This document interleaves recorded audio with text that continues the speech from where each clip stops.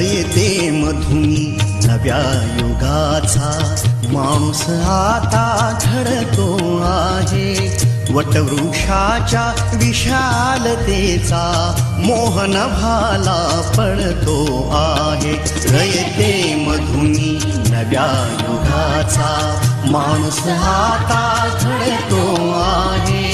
वटवृक्षाच्या विशालतेचा मोहन भाला पडतो आहे. रयते मधुनी नव्या युगाचा.